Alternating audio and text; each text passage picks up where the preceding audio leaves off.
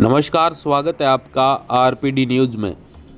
बांसवाड़ा जिले की छोटी सरवन पंचायत समिति की ग्राम पंचायत डेरी के वर्तमान सरपंच श्रीमती संगीता डिंडोर व उनके प्रतिनिधि रमन लाल के साथ बीते कार्यकाल में पंचायत में किए गए विकास कार्यों को लेकर खास मुलाकात आरपीडी न्यूज़ प्रधान संपादक बिरबल कड़वा के साथ। आरपीडी न्यूज से मैं बिरबल कड़वा और आज हम पहुंचे हैं पंचायत समिति छोटी सरवन की ग्राम पंचायत डेरी के अंदर।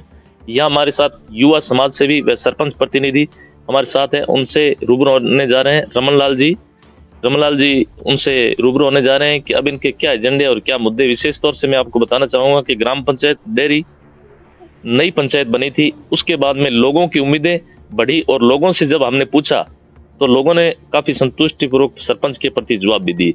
इनके क्या विचार है, क्या एजेंडे हैं, आगे इनके क्या मुद्दे हैं, क्योंकि 4 वर्ष बीत चुके हैं पंचायत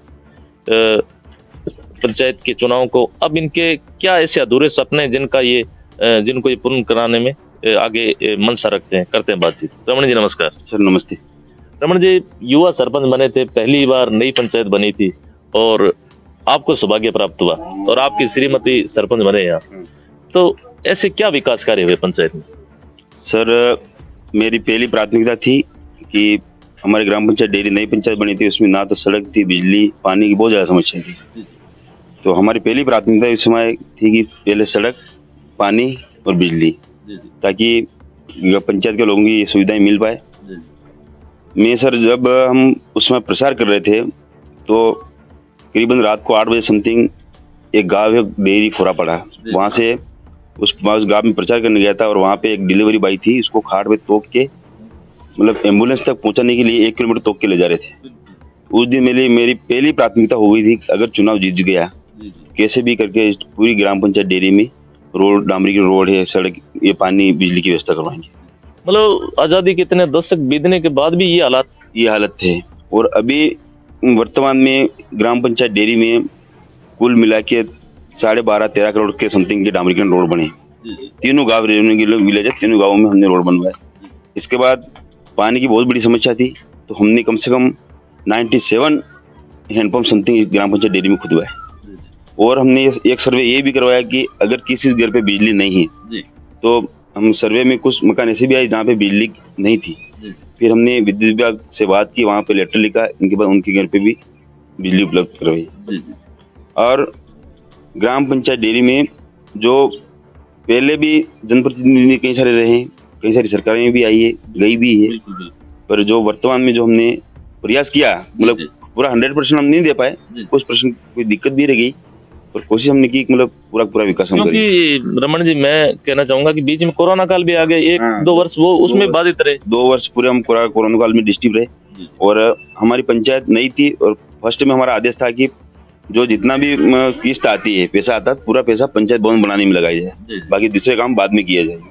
तो हमने फिर उसमें भी हम थोड़ा डिस्टर्ब हुए कि सरकार बनी, हमने सरकार से, मंत्री महोदय से मांग की और ये डामरीकरण रोड है, कई सारी बारादरियां हैं, एनीकट है, ये व्यवस्था करवाई। अभी आपके क्या सपने बाकी है, क्योंकि समय बाकी 1 साल बचा है आपके पास में, सरकार भी चेंज हो चुकी है, अभी क्या एजेंडे है, क्या मुद्दे? मेन एजेंडा अभी हमारा बाकी रह गया है कि एक हमारी पूरी ग्राम पंचायत में एक लाइब्रेरी खोलनी है, जिसका हमने न्यूक्लियर पावर प्लांट को लेटर भी लिख चुके हैं, ताकि उनके फंड से हम एक लाइब्रेरी खोली जाए, ताकि हमारे यहाँ ग्राम पंचायत के स्टूडेंट जो तैयारी कर रहे हैं वो उस लाइब्रेरी में जाके पढ़े और आगे अच्छी जगह जाए। बिल्कुल, जो गरीब छात्र हैं उनको बाहर जाना नहीं पड़े, क्योंकि या तो बांसवाड़ा जाते हैं या उदयपुर जाते हैं, तो पढ़ाई भी नहीं करवाते, कंपटीशन की तैयारी नहीं करवाते। इस वजह से बहुत अच्छी सोच है, युवा सोच है आपकी, इसलिए यहाँ अच्छी तैयारी भी हो जाएगी। और उन्होंने बोला भी कि उनका टेंडर हो गया, शायद बहुत जल्दी लाइब्रेरी का काम यहाँ चालू हो जाएगा। युवाओं की जब बात आती है तो कहीं न कहीं युवा आज भी पिछड़ा हुआ है, नशे की कहीं न कहीं लत के अंदर है। राष्ट्रीय युवा दिवस भी आया हुआ है, क्या कहना चाहेंगे युवाओं को, क्या मैसेज देना? मैसेज तो मैं ये देना चाहूँगा कि वर्तमान में जो युवा पीढ़ी है ये बहुत ज़्यादा इस चीज़ में, नशे में, ये फिर हमारे ग्रामीण क्षेत्रों में बहुत ज़्यादा ये शादी फंक्शन होते हैं, बहुत ज़्यादा स्टूडेंट लड़के डीजे हिजे, इनमें बहुत ज़्यादा नुकसान हो रहा है। तो मैं इन सबको ये संदेश देना चाहता हूँ कि इन चीज़ों से दूर रहे और ज़्यादा पढ़ाई करे, अच्छे जॉब में जाए और घर अच्छा चलाए। एजुकेशन की बात करते हैं तो डेरी नई पंचायत है, किस प्रकार के विद्यालय है यहाँ पे, बच्चों को किस प्रकार की शिक्षा मिलती है, और बच्चे मतलब एजुकेशन के लिए कहाँ जाते हैं? बाहर बांसवाड़ा जाते हैं या यहीं पर सीनियर सेकेंडरी विद्यालय?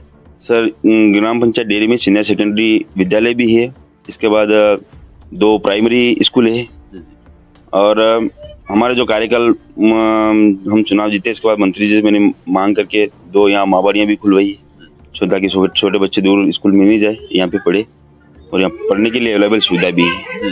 हाँ, और कई सारे बच्चे ऐसे भी जो हम बाहर हॉस्टलों में यूँ भी वहाँ पढ़ाने के लिए। आपके बिल्कुल नजदीक में न्यूक्लियर पावर प्लांट है, उससे आपको कोई ऐसा कुछ लाभ मिलता है पंचायत?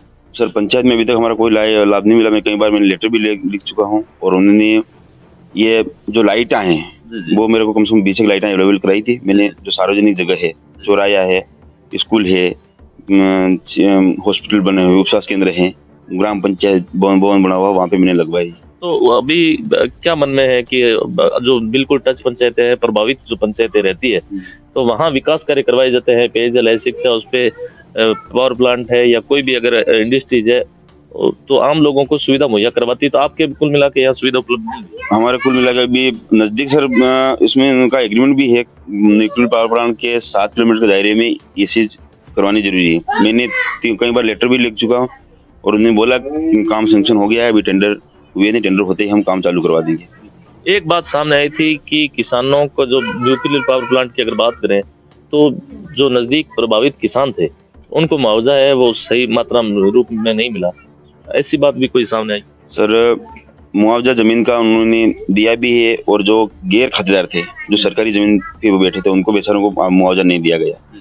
और रही बात जो थे वहाँ पे पावर प्लांट के अंदर और कई सारे लोग अनपढ़ थे, नहीं जान रहे थे, उनसे जो मकान देने की बात थी, जो जानकार थे उन्होंने तो और भी पैसा जमा करके मकान की वो मांग कर दी, पर जो नहीं जान रहे गरीब लोग उनको उन चीजों से वंचित कर दिया गया। और पहला उनका एग्रीमेंट था कि मतलब स्थानीय लोगों को ही रोजगार दिया जाए, जबकि इस न्यूक्लियर पावर प्लांट में अभी कोई स्थानीय लोग नहीं, जो बाहर के लोग ही वही काम कर रहे हैं और अभी सब पावर प्लांट उनको कंपनी वाले उनकी मनमर्जी से करके चला रहे हैं।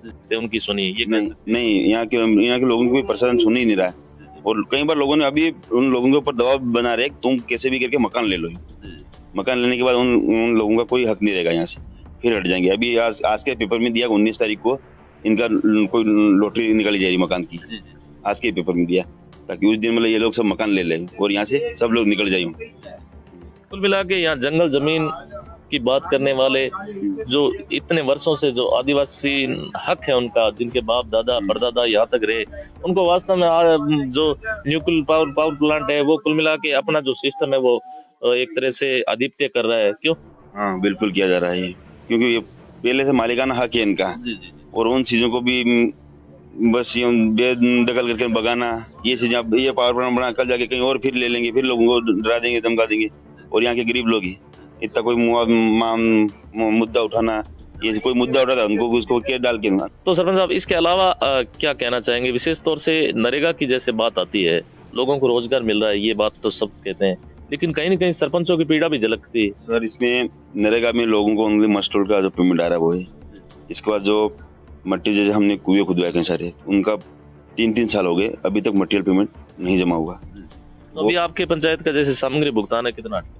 कम से कम इस हमारी पंचायत का 30 से 40 लाख रुपए सामग्री भुगतान अटका हुआ पड़ा हुआ, अभी तक नहीं मिला है। तो पंचायत का विकास तो अटका ही है वो। हाँ वो अब हमने काम भी करवा दिया वहाँ पे मौके पे, कुएं भी हमने बिल लगाने थे वो भी लगवा दिए, MP करवा दी, सब कुछ करवा दिया, पर पेमेंट आगे से आता ही नहीं, हम लोगों को निकाल के दे ही नहीं पाते, ये कंडीशन बनती है। इसके अलावा सरकार की सबसे अच्छी योजना कौन सी लगी आपको? अभी जैसे अब तो नई सरकार आ चुकी है, कभी आपने नाम सुना था ऐसा, आपने एकदम भजन लाल जी शर्मा CM बनेंगे, कभी कल्पना की थी आप? सर नहीं, ऐसी कोई कल्पना नहीं थी। तो ये तो एक बहुत बड़ी आश्चर्यजनक बात हुई। हाँ वो सही बात है, वो सबको मौका मिलना चाहिए, अच्छी बात है।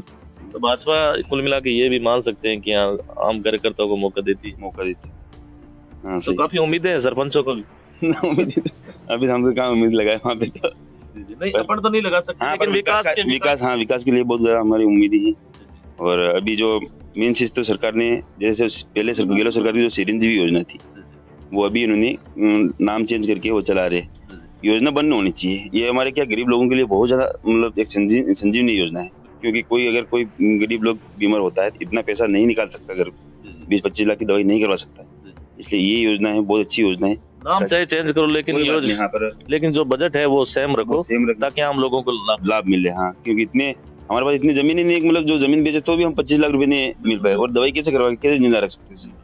इसलिए ये योजना लागू रही, अच्छी बात है। तो यह थी हमारी खास मुलाकात डेयरी के जो समाज सेवी, डेयरी ग्राम पंचायत के जो समाज सेवी युवा सरपंच प्रतिनिधि रमन लाल जी, जिन्होंने अपने क्षेत्र के मुद्दों पे चर्चा की, विकास के मुद्दों पर चर्चा की, और विशेष तौर से जो न्यूक्लियर पावर प्लांट है, उन जो यहाँ वासिंदे हैं, जो लोग रह रहे थे, उनकी समस्या भी बताई। साथियों, कमेंट करके बताना कि न्यूक्लियर पावर प्लांट का जो लाभ है आम लोगों को मिलना चाहिए या नहीं, और प्रशासन की जो हठधर्मिता है उसके बारे में आप हमें कमेंट करके आप अपनी राय वो जरूर दें। धन्यवाद रमन लाल जी, बहुत बहुत धन्यवाद। धन्यवाद सर, धन्यवाद।